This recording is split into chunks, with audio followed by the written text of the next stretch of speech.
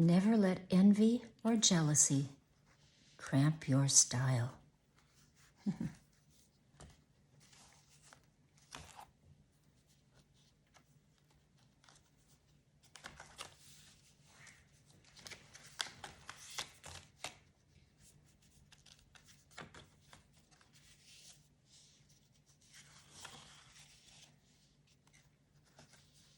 Linen flowers applied to the cuff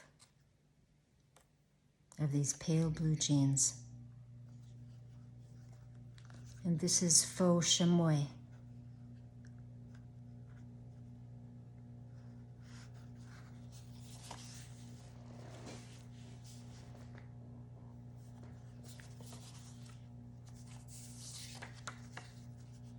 Slim leg jeans with faux leather cuff and chain detail. You refuse to have the cuffs made in leather. Why should animals die for the frivolity of fashion when man can imitate any hide, fur, or skin of any living creature? You are the new age woman that sees that in fashion, things need to change to a compassionate way of creating beautiful garments.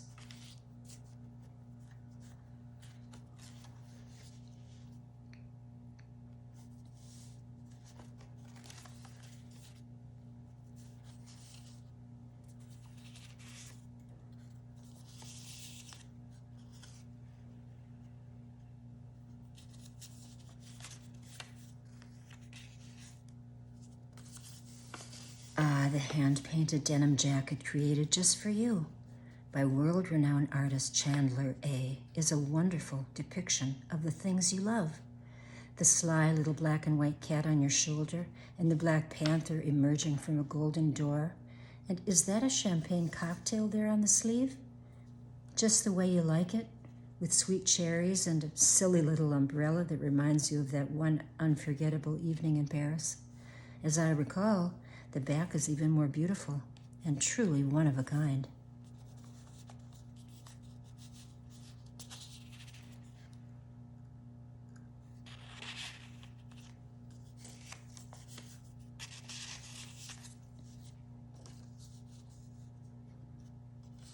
It's a perfect autumn day, and I see that you've chosen to wear the bulky Angora sweater with the sky blue denim flare jeans.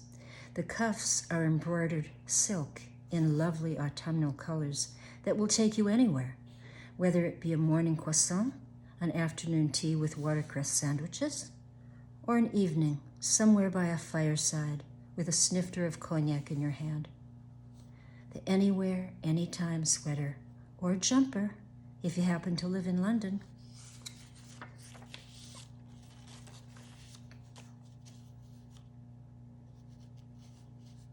Beautiful brown lace over denim blue with a lovely peasant blouse nipped in at the waist.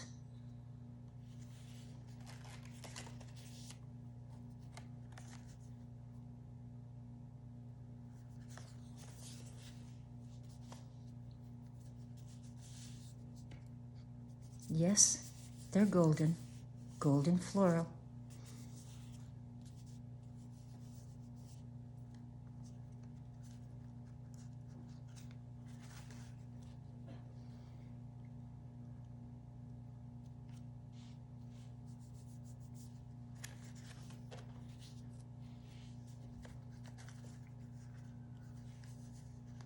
Lace boots with a wedge heel.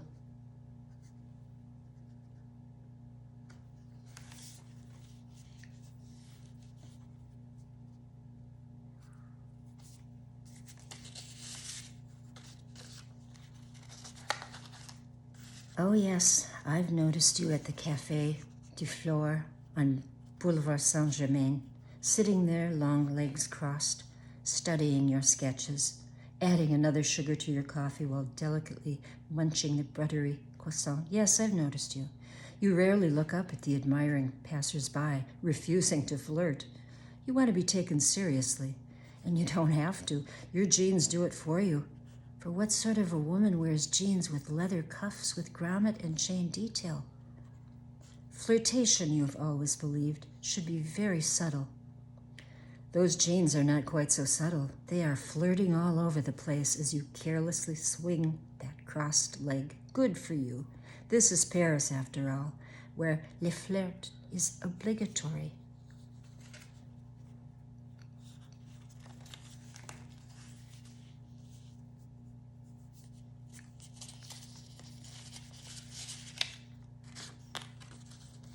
Have you been to Tangier, Morocco?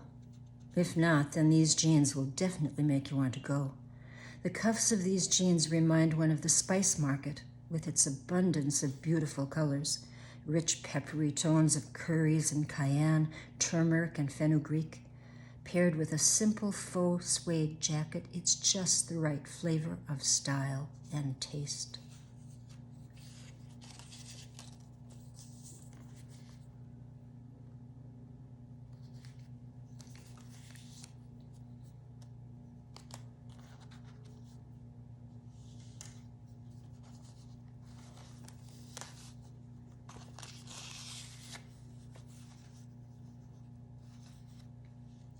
I see that you are honoring your Scottish heritage. A wool-plaid tartan is significant as well as beautiful and warm, no matter if there is no Macduff or MacGregor in one's lineage. The one you are sporting has orange as well as earthy greens and deep blues. Is it bespoke to your clan, I wonder? And is there a tam o' shanter and a shillelagh in your closet? Wonderful as a warm shawl on a chilly autumn evening. Wool is always right, and sheep are willing to share.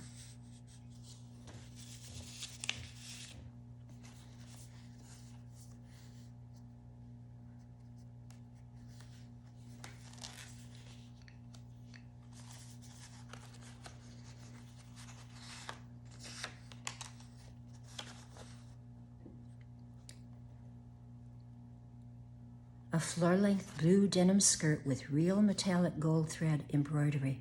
Would you dare? I must warn you, it is quite shocking to the eye. If you would, it must be called rebellion. Real gold on humble cloth is oxymoronic, isn't it? Nope, not in this case. It's perfectly compatible. Think Cyrano and Roxanne. Silk in this case would be boring. Go ahead. Shock them even more. Wear a jacket with a faux fur collar and corset belt. No need for underpinnings.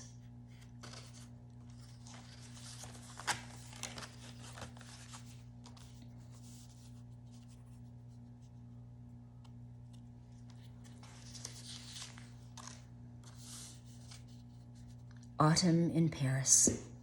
Evening is just a few minutes away, so yes, red velvet. Not bright red, of course not, but the burgundy red of the wine you will be enjoying soon enough, which when aged properly is as smooth as velvet. Such a luxurious fabric paired with denim? Why, of course, this is Paris after all, and the faux leather vest with golden faux sheepskin and burgundy silk lining is perfection. Who is your designer? Or is that a secret that you cannot divulge? I have a feeling we will learn soon enough. Have another red wine.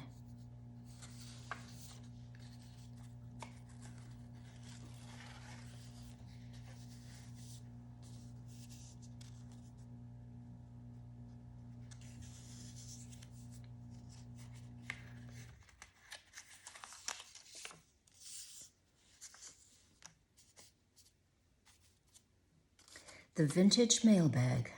Perfect for weekends away, and large enough to carry the treasures of your personal Lillevarden, little world.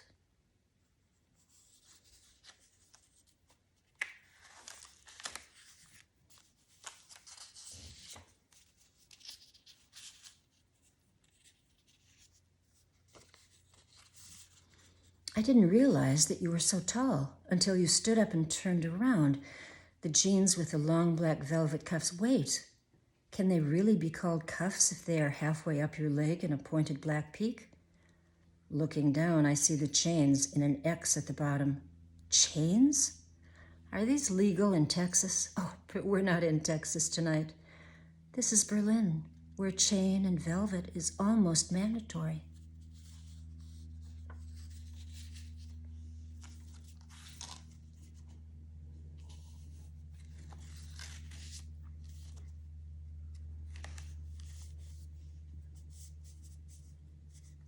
French fleur-de-lis.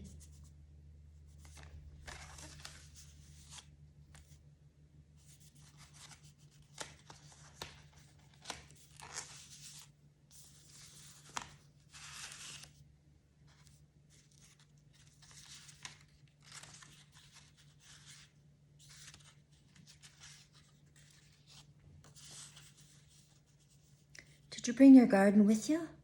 I think I see it at the cuffs of those slim black jeans that you are wearing. Ah, it's not the feathery grass at all, but silk fabric that emulates it. Multicolors of green and blue-green flutter when you walk and remind me of a garden, an emerald garden, in Paris, of course.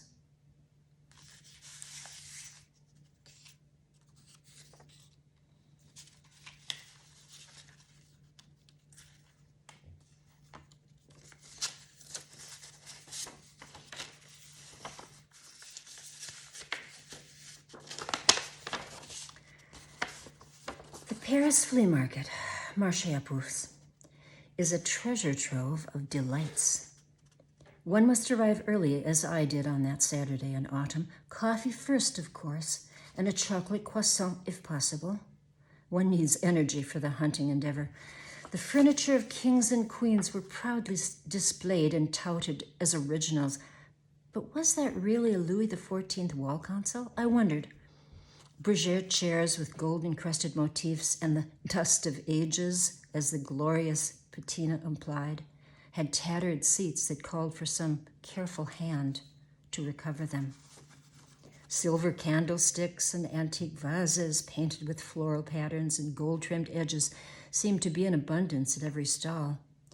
The oil paintings of saints and of voluptuous nymphs and gods, cracked perfectly with age, nearly stopped me, but I was not looking for anything so seductive that day. I hurried along until I saw a young woman dressed in what I assumed to be gypsy attire. Her thick dark hair, as I remember, was braided into an elegant coil from which a few strands that had escaped the twists floated around her face. She had tucked one small exotic flower into the braid, and the deep pink petals emulated the color in her cheeks. As she spread out the small bolts of fabric, I was mesmerized by the sea of colors and patterns. They did not look typically French, but far more exotic in nature. However, one did catch my eye, for a fleur-de-lis was embroidered into the design. She noticed me staring and said in a throaty voice, "You see? You like?" The accent seemed more Romanian than French, lacking any charming lilt. She didn't smile. Her dark, straight brows had not a hint of friendliness, and her green eyes looked directly into mine as if challenging me to an argument concerning the price of her wares. The last thing I would have done was to argue with her. I could barely speak as my eyes surveyed the gorgeous array of fabrics. Finally, in my best broken French, I said, "Where do these fabrics come from?" She seemed to take offense at my question and gave me a pair of eyes that seemed to say, "Don't question me. Buy or move on." But in that throaty voice, she said, "Everywhere." When she could see that I was interested, she allowed me to inspect the details and the quality. I found them to be flawless. The bolts of fabric were too small to use for upholstery, but of course that was not my intention. They were perfect for what I had in mind. The cuffs of jeans. "I will buy all," I said. "Two." "Two?" Then in broken English she said, "You take all?" "Oui," I said. She smiled then, and suddenly she seemed extraordinarily beautiful. So for 625 French francs, my arms were full of the most beautiful fabrics that I had ever seen. At that time, I had not yet been to India.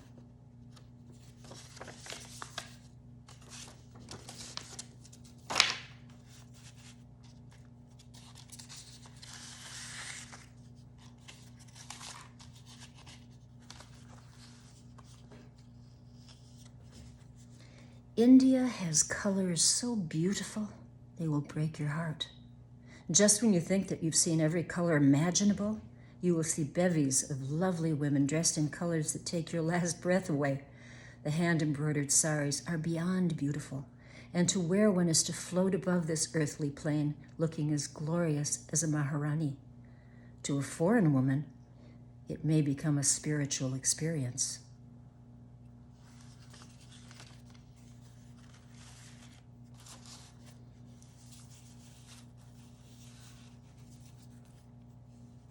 Japan, where more is always more.